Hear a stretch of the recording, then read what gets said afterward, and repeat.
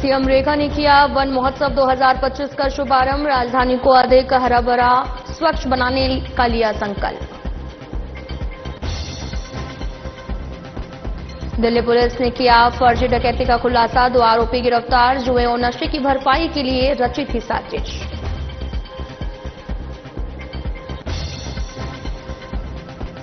South west Sagarpur में ATS ने संगठित अपराध गिरोह का किया भांडाफोड़। एक तस्कर समेत 6 जुआरियों को किया गिरफ्तार।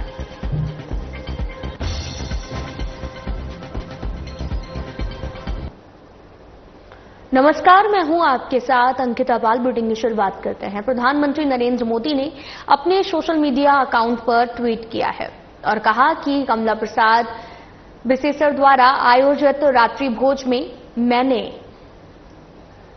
अयोध्या में राम मंदिर को प्रतिकृति और सरयू नदी के पवित्र जल के साथ साथ प्रयागराज में आयोजित महाकुंभ का जल भेंट किया है। वे भारत और त्रिनिदाद और साथ ही टोबैको के बीच में गहरे सांस्कृतिक और आध्यात्मिक संबंधों का प्रतीक है।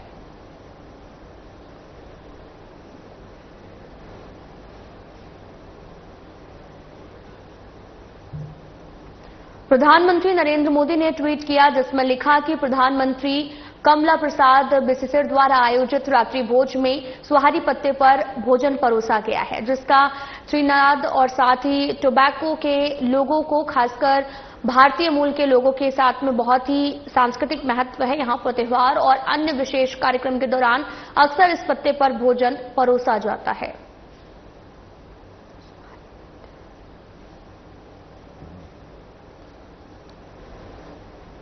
प्रधानमंत्री नरेंद्र मोदी ने भारत, त्रिनिदाद और साथ ही टोबैको के रिश्ते को लेकर सोशल मीडिया पर जानकारी दी। पीएम ने अपने सोशल मीडिया अकाउंट पर लिखा कि आने वाले समय में भारत, त्रिनिदाद और साथ ही टोबैको के बीच में मित्रता और प्रगाढ़ हो सकेगी।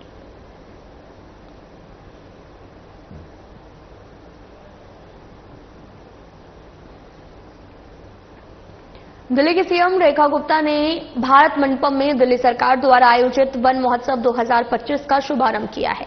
इस साल राजधानी को अधिक हरा भरा और स्वच्छ और पर्यावरण के प्रति सजग बनाने के उद्देश्य से दिल्ली सरकार ने 70 लाख पौधे रोपने का लक्ष्य निर्धारित किया है। सीएम रेखा ने दिल्ली वासियों से अपील की है कि वे इस अभियान से जुड़े और मिलकर एक स्वच्छ, सुंदर और सुरक्षित दिल्ली के निर्माण में भागीदारी बने। इस अवसर पर कैबिनेट मंत्री प्रवेश साहिब सिंह, मनजिंदर सिंह सिरसा, सांसद बासुरी स्वराज और कई विद्यालय के छात्र छात्राओं सहित अनेक गणमान्य अतिथि उपस्थित रहे।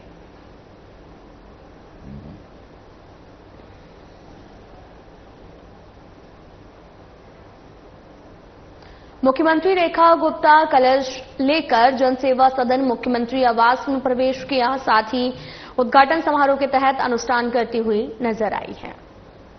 तस्वीरें आपको दिखा रहे हैं, ये रेखा गुप्ता की हैं, जहां पर वो सदन में प्रवेश किया है, हाथों में कलश लिया और प्रवेश करती हुई नजर आ रही हैं।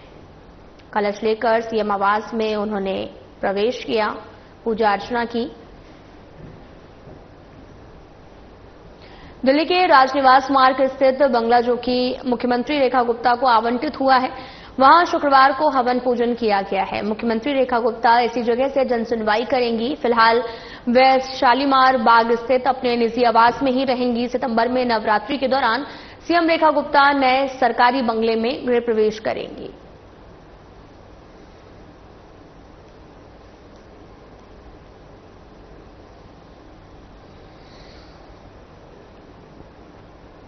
तो वहीं साउथ वेस्ट डिस्ट्रिक्ट की एटीएस टीम ने सागरपुर में एक संगठित अपराध गिरोह का भांडाफोड़ किया है, जिसमें एक तस्कर और 6 जुआरियों को गिरफ्तार किया गया। आरोपी रूप सिंह के पास से 75 क्वार्टर अवैध शराब और 22 बोतल बैनबकी बियर बरामद की गई है और उसी परिसर में 5 अन्य लोगों को उनके साथ में राशि और सट्टे की पर्चियों के साथ जुआ खेलते हुए पकड़ा गया था।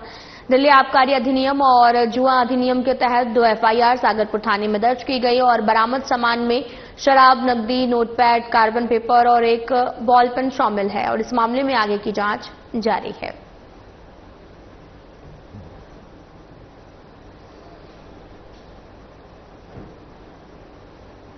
दिल्ली पुलिस ने 10 घंटे के अंदर एक फर्जी डकैती का मामला सुलझा लिया है। पुलिस ने मामले की जांच शुरू कर दी है। सुभाष चंद और विजयपाल को गिरफ्तार भी कर लिया गया है। साथ ही अकाउंटेंट सुभाष ने जुए में हुए नुकसान की भरपाई के लिए 13 लाख की लूट की झूठी कहानी रची थी। पूरी रकम हरियाणा के महेंद्रगढ़ में विजयपाल के गांव से बरामद की गई है।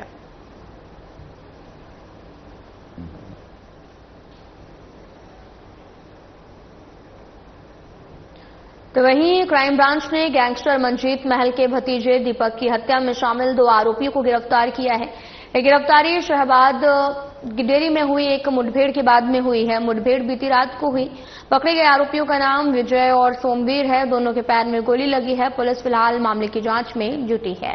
साथ ही शार्प शूटर कपिल सागवान और नंदू और पंकटेश गर्ग गिरोह के आरोपियों के पास से 2 देसी पिस्टल और 8 जिंदा कारतूस बरामद किए गए हैं।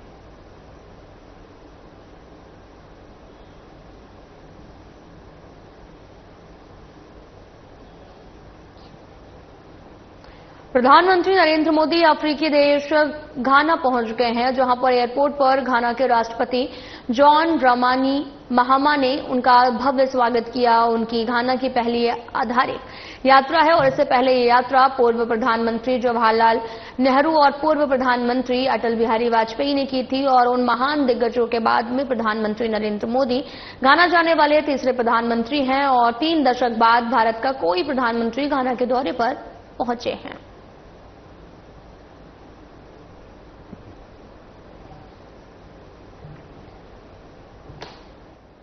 प्रधानमंत्री नरेंद्र मोदी ने घाना दौरा जो है वो किया है, जहां पर सर्वोच्च नागरिक सम्मान को देश के लिए गर्व और सम्मान की बात बताया है। उन्होंने कहा कि पुरस्कार सिर्फ उनका नहीं बल्कि भारत के करोड़ों युवाओं की आकांक्षाओं का है, उनके उज्जवल भविष्य और भारत घाना के मजबूत और ऐतिहासिक संबंधों का प्रतीक है। प्रधानमंत्री ने इस सम्मान को भारत की बढ़ती वैश्विक भूमिका और साझेदारी के तौर पर भी देखा और इसे पूरे देश को समर्पित किया है। जी द्वारा घाना के राष्ट्रीय अवार्ड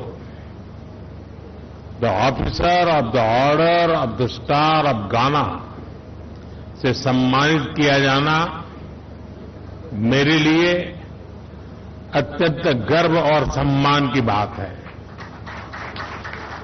मैं राष्ट्रपति महामा जी, घाना सरकार और घाना के लोगों का हृदय से आभार प्रकट करता हूं। मैं इस सम्मान को 140 करोड़ भारतीयों की ओर से विनम्रता के साथ स्वीकार करता हूं। यह सम्मान मैं हमारे युवाओं की आकांक्षाओं को, उनके उज्जवल भविष्य को, हमारी समृद्ध सांस्कृतिक विविधता और परंपराओं को और भारत घाना के ऐतिहासिक संबंधों को समर्पित करता हूं।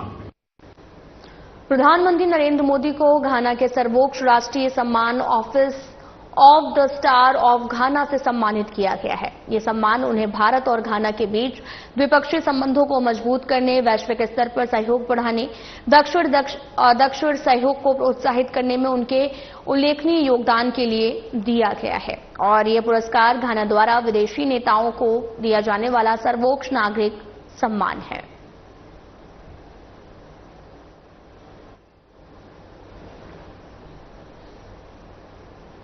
तो वहीं दिल्ली की सीएम रेखा गुप्ता एक कथा में शामिल हुई हैं, जहां उन्होंने कहा इस कथा की तैयारियां महीनों से चल रही थी और वे इतने जुनून में इसमें शामिल हुई हैं, उनका पूरा रूप बदल गया है और ये जुनून है जब कोई काम दिल से किया जाता है तो वह दिखता है। और इस मौके पर सीएम रेखा गुप्ता ने प्रार्थना करते हुए भगवान कृष्ण से सभी की सुख समृद्धि की कामना की है।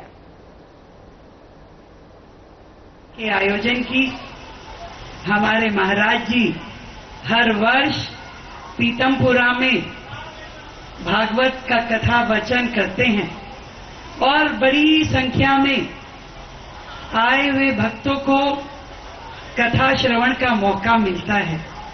बड़ी रौनक लगती है हर साल और इस साल हमारे भाई संदीप भट्ट जी अपनी पूरी फाउंडेशन के साथ इस आयोजन में जुड़े, एक बार जोरदार तालियों से भाई इनको बधाई दो कि श्रीमद् भागवत जी की सेवा करने का इन्हें मौका मिला। और न्यूयॉर्क से आई तेजीन चौडौनबी को, इनको भी बहुत बहुत बधाई दो कि आज भारतीय परंपराएं, भारतीय उत्सव किस तरीके से पूरे विश्व में लोगों का आकर्षण बन रहे हैं और हर व्यक्ति प्रभु श्री कृष्ण की भक्ति में लीन होना चाहता है। और सबसे ज्यादा चतुर आगे अभी ये है हमारा, कह रहे मैं आऊं, एक बार इसके लिए भी ताली बजा दो। इस कथा के आयोजन के लिए कई महीनों से मेहनत करते हुए, इसकी शक्ल ही भी बिगड़ गई, पर इसमें जुनून है, मन से करता है, जो करता है मन से करता है।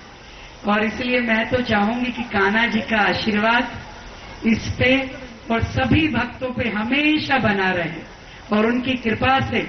भाई मैं अभी सीधा गिरिराज जी से आई 2 दिन पहले और मैंने पैदल नंगे पैर परिक्रमा करी और प्रभु के चरणों में यही मांगा कि प्रभु दिल्ली के मेरे सभी भाई बहनों को अपना आशीर्वाद देके रखना, सबके चेहरों पे हमेशा हंसी मुस्कुराहट, उनके घर में समृद्धि स्वास्थ्य हमेशा बना रहे। तो आज फिर मुझे गिरिराज जी की, मैं सोची थी कल आऊंगी रुक्मणी विवाह में, पर कल का एक ऐसा आयोजन आ गया जिसके कारण से मुझे नोएडा की तरफ जाना पड़ रहा है। तो मैंने फिर विनोद को फोन किया, मैं कहा भाई मैं तो आज ही आ रही हूँ। कह रहा दीदी आ जाओ, आज गिरिराज जी है। मैं कहा चलो, भगवान की जब जो होना है वो पहले से ईश्वर ने तय कर रखा है, तो हम कौन है, तो वो बुलाने वाला, वो दर्शन देने वाला। और आप सब ने इतना सुंदर आयोजन किया और आज बहनों को जो सिलाई मशीन बांटी जा रही है दलाई लामा जी के जन्म दिवस के उपलक्ष्य में, ये सुंदर आयोजन, और हम सब उनकी लंबी आयु और स्वस्थ जीवन की कामना करते हैं। और आज जिन सभी बहनों को मशीन मिल रही है उनको भी मेरी ओर से ढेर सारी बधाई। एक बार तुम लोग अलग से जयकारा लगाओ भाई, बांके बिहारी लाल की। अमरनाथ यात्रा को लेकर दिल्ली के सीएम रेखा गुप्ता ने सोशल मीडिया पर पोस्ट किया। सीएम रेखा ने लिखा कि श्रद्धा, साधना और शिव भक्ति का पावन पर्व श्री अमरनाथ यात्रा प्रारंभ हो गई है। हिमालय की पुण्य भूमि में स्थित बाबा बर्फानी का दिव्य धाम सनातन संस्कृति की जीवांत विरासत और भारत की आध्यात्मिक चेतना का प्रतीक है। यात्रा आस्था, आत्मबल और राष्ट्र की सांस्कृतिक अखंडता का भी आलोकमय पथ है। इस पुण्यमयी यात्रा पर प्रस्थान कर रहे सभी श्रद्धालुओं को हार्दिक शुभकामनाएं।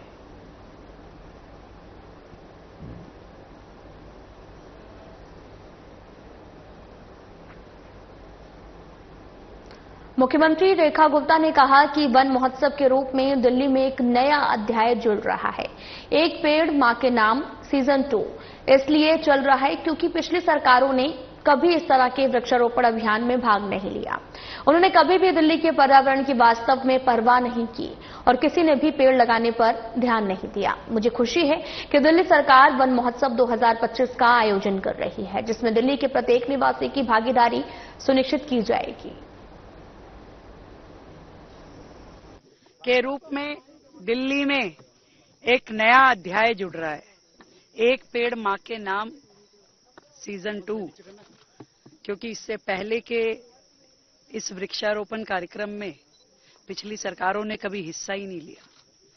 उन्होंने कभी दिल्ली के पर्यावरण के लिए चिंता ही नहीं की, पेड़ लगाने की और किसी का ध्यान ही नहीं था। मुझे खुशी है कि दिल्ली सरकार 2025 में जो वन महोत्सव कर रही है, इसमें दिल्ली के हर एक निवासी की हिस्सेदारी सुनिश्चित करेंगे। हर एक व्यक्ति जो समाज को दिशा देता है उसकी भागीदारी सुनिश्चित करेंगे।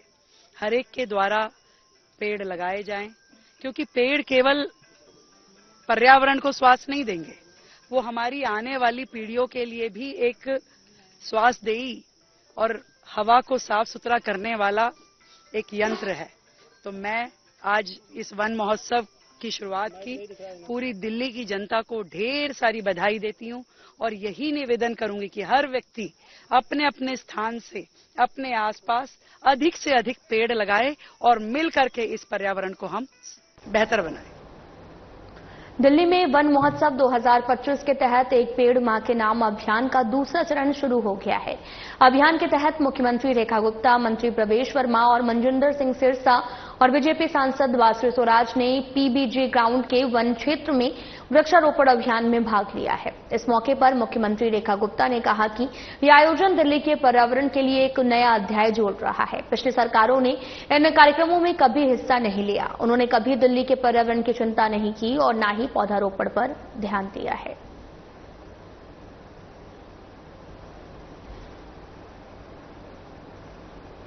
दिल्ली के बाहरी उत्तरी जिले में एक सप्ताह में 2 शव मिलने से हड़कंप मच गया है। घटनास्थल से कुछ तस्वीरें सामने आई हैं। फिलहाल पुलिस अधिकारी मौके पर मौजूद हैं। मामले की जांच जारी है।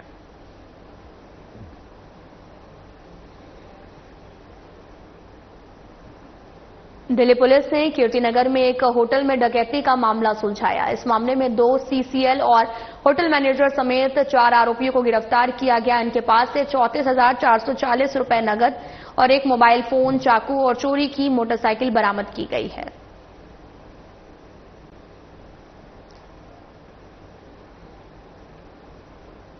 नई दिल्ली में मुख्यमंत्री रेखा गुप्ता और उपराज्यपाल विनय कुमार सक्सेना ने पुनर्निर्मित शेष महल पार्क शालीमार बाग का उद्घाटन किया है और इस पार्क को आधुनिक सुविधाओं और हरित वातावरण के साथ विकसित किया गया। तो वहीं स्थानीय लोगों ने पार्क के उद्घाटन पर प्रशासन का आभार जताया है।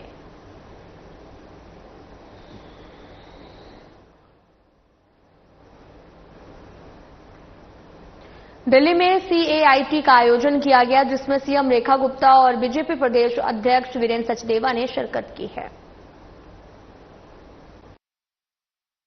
सब रेखा जी को सुनना चाहते हैं और उसका कारण भी है। जैसे सिरसा जी ने कहा, जैसे आशीष भाई ने कहा और फिर प्रवीण जी और मनोज भाई ने भी कहा, हम सब समाज में काम करते हैं, लेकिन मैं हैरान होता हूं कि 24x7 सुबह 6 बजे से लेकर रात के 1 बजे तक एक बहन कैसे दिल्ली की चिंता कर सकती है। ऐसी मुख्यमंत्री हमारे बीच में बैठी। ये सुनने में बहुत आसान लगता है कि लाइसेंस खत्म कर दिया। ये बिल्कुल ऐसे लगता है कि जैसे किसी टाइगर के मुंह से हिरन को निकाल के लाए।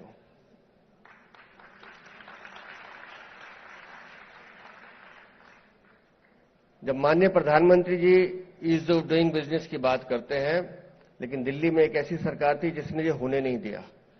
लेकिन भारतीय जनता पार्टी रेखा गुप्ता की सरकार ने ये मात्र 120 दिन में, 125 दिन में करके दिखाया। तो उसके पीछे जो विजन है वो भारतीय जनता पार्टी का विजन है। वो उन व्यापारियों के हित में काम करने वाली पार्टी का विजन है जिसकी संकल्प पत्र में हम घोषणा करके आए। भारतीय जनता पार्टी हमेशा से ये कहती रही है कि भारतीय जनता पार्टी व्यापारियों की मदद करने वाली पार्टी है। और ये लाइसेंस जो खत्म किया है, ये सीधा सीधा व्यापारी को सम्मान देने का काम किया है, जिसका श्रेय हमारे मुख्यमंत्री को जाता है।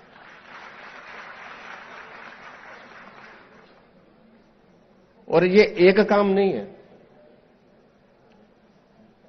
लगातार कुछ ना कुछ नया करना, लगातार दिल्ली को बेहतर बनाने की दिशा में काम करना। और मैं पूरी इस टीम को भी बधाई देता हूं, दिल्ली के मुख्यमंत्री के साथ उनकी पूरी टीम को बधाई देता हूं कि 24 घंटे एक ही विजन रहता है कि दिल्ली के लिए बेहतर क्या कर सकते हैं। और मैं खुद चांदनी चौक से आता हूं। जिस दिन से मैं बता रहा था अभी बहन जी को, जिस दिन से दिल्ली व्यापारी कल्याण बोर्ड की घोषणा हुई है, ऐसे ऐसे पुराने साथी भी जो बीच में हमें भूल गए थे, वो भी अब फोन कर रहे हैं, बधाई तो दे रहे हैं, साथ साथ ये भी कह रहे हैं कि भाई साहब ध्यान रखना। फिलहाल बुलेटिन में इतना ही। नमस्कार।